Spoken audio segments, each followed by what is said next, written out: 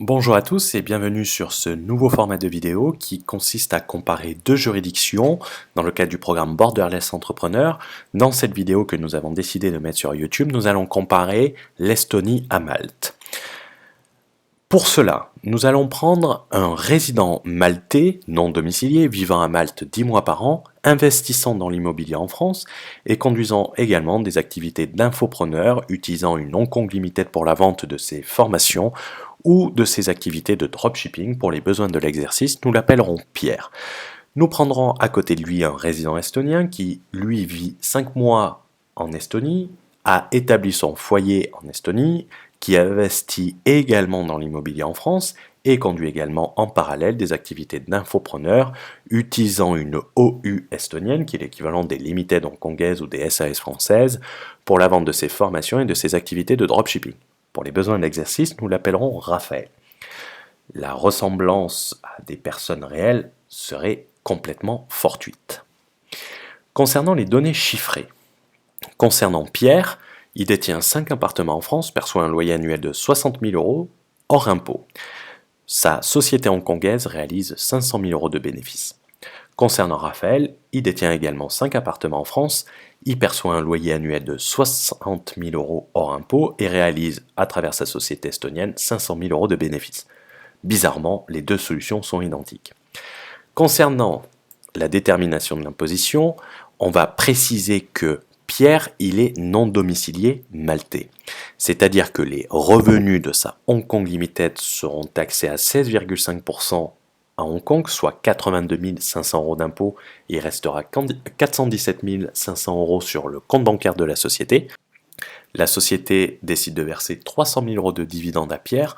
100 000 euros seront remis sur un compte maltais pour payer le loyer, le train de vie, la voiture, et 200 000 euros seront versés sur un compte N26 en Allemagne, donc non remis à Malte. Il sera imposé uniquement sur les 100 000 euros remis à Malte. Conformément au principe de non domicilié, ne sont taxés que les revenus remis à Malte. Il restera dans le compte de la société 117 500 euros. Pierre aura donc 200 000 euros de dividendes net d'impôt, les 200 000 euros versés sur le compte N26, et 100 000 euros taxés à 15% car rapatriés à Malte. La société aura donc payé 82 500 euros d'impôt et sur les 300 000 euros de dividendes, Pierre aura payé que 15 000 euros d'impôt, soit un taux effectif d'imposition de 5%. Sur les 60 000 euros de loyer, ils seront imposés en France en raison du principe de territorialité des biens immobiliers, à un taux de 20%, c'est le principe des non-résidents, ils sont taxés à 20%, soit 12 000 euros d'impôt personnel supplémentaires, soit 48 000 euros net d'impôt. Concernant Raphaël, qui est résident estonien, sa société OU estonienne génère elle aussi 500 000 euros de bénéfices, seuls 300 000 euros seront distribués sous forme de dividendes et donc taxés à 20% conformément à la législation estonienne, soit 60 000 euros. Ces dividendes ne seront pas taxés entre les mains de Raphaël conformément à la législation estonienne qui ne prévoit pas la taxation d'un dividende entre les mains d'un résident fiscal estonien. Sur les 200 000 euros laissés en compte, 500 moins 300, aucune taxation n'est effectuée car les sommes laissées en compte sur des sociétés estoniennes ne sont pas taxées, ne sont taxées que lorsqu'elles sont distribuées. Donc le taux effectif de taxation de la société estonienne sera de 12%. Raphaël payera autant d'impôts sur ses revenus locatifs en France que Pierre, soit 20% de 60 000 euros ou 12 000 euros d'impôts. Pour faire simple, nous allons le voir à travers un tableau récapitulatif. Nous avons Pierre, Raphaël et la section immobilier qui est commune aux deux. La société de Pierre payera 82 500 euros d'impôts, celle de Raphaël 60 000 euros. Concernant l'imposition personnelle, Pierre ne payera que 15% sur les 100 000 euros remis à Malte, les 200 000 euros non remis à Malte n'étant pas imposés.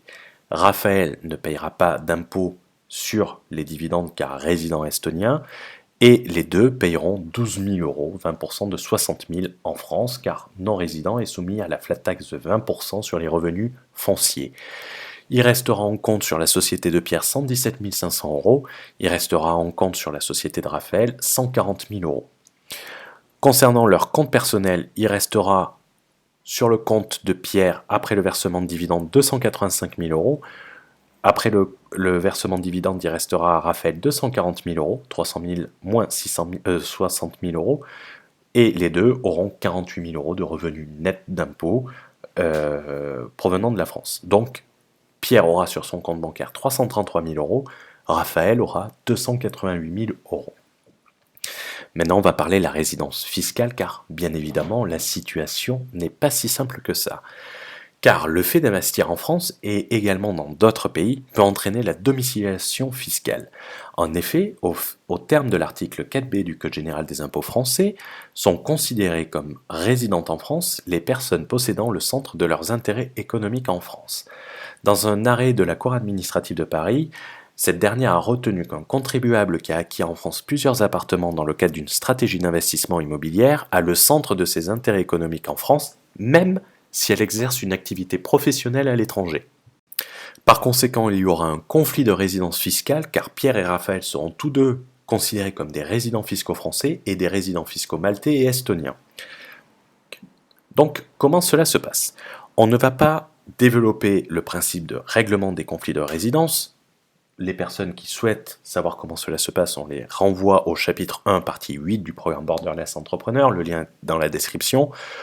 À la fin de ce règlement de conflit de résidence, Raphaël sera bien résident estonien suite à la méthodologie utilisée dans le cadre du règlement de conflit de résidence. Cependant, le cas de Pierre est bien différent car c'est un résident non domicilié maltais.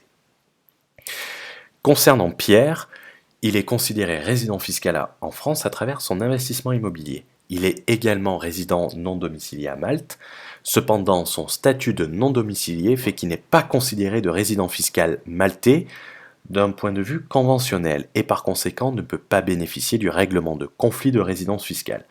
Cela a pour objet de rendre son obligation fiscale en France illimitée, donc il sera taxé en France sur l'ensemble de ses revenus mondiaux, et donc imposé également sur ses dividendes, même s'il vit 10 mois à Malte. Pour faire simple, on va le voir aussi avec un tableau récapitulatif avec des explications.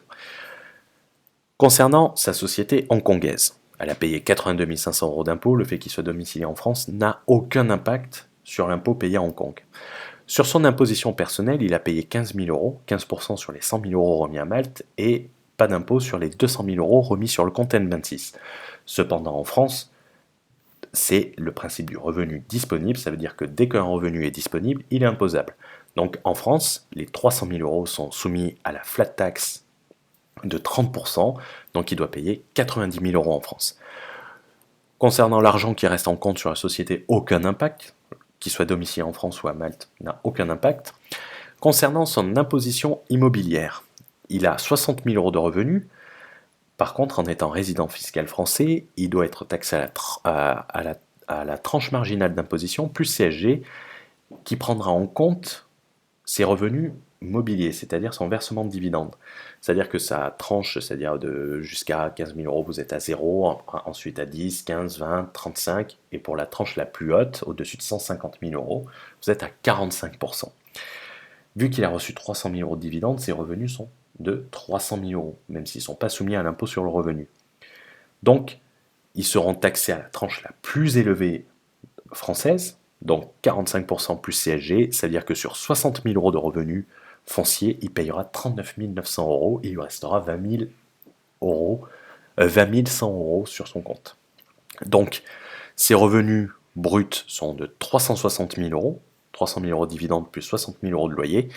Son imposition française sera de 129 900 euros, 90 000 euros de flat tax plus 39 900 euros de taxation immobilière. Son imposition totale, il a déjà payé 15 000 euros à Malte, donc l'impôt qu'il devra payer en France, 129 900 euros moins les 15 000 euros déjà payés, soit 114 900 euros. On arrive bien à une imposition complète de 129 900 euros.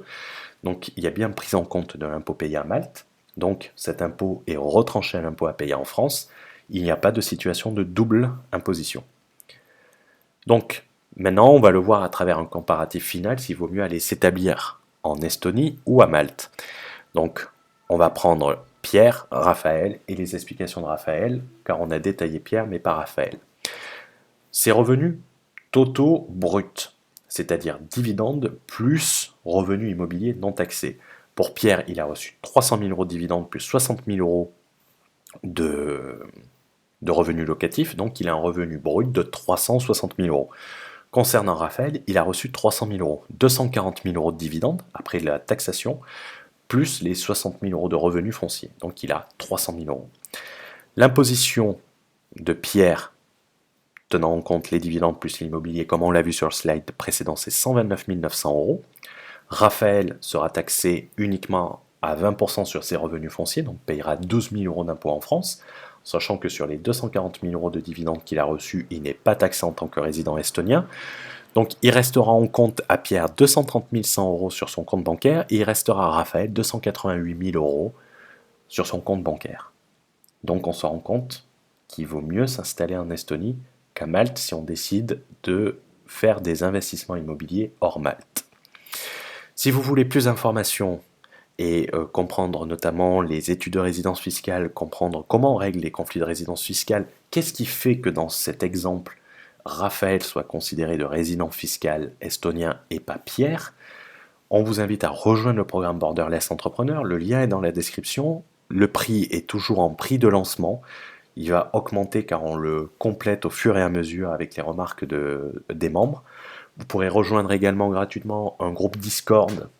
Le lien sera également dans la description, en sachant que les personnes qui rejoignent le Borderless Entrepreneur auront accès à un groupe Discord qui est totalement privé, sur lequel nous animons des sessions questions-réponses de manière régulière. On va le mettre en place toutes les 2 semaines. Ça permet de poser des questions. Le programme Borderless, il est évolutif, ça veut dire que si vous faites des remarques, si vous voulez des précisions, on rajoutera les parties dans le programme pour que vous ayez le programme le plus complet qui soit. Si vous avez besoin de questions, n'hésitez pas à les poser dans les commentaires ou à nous faire un mail ou rejoindre le Discord public. On se fera un plaisir d'y répondre et à apporter toutes les précisions.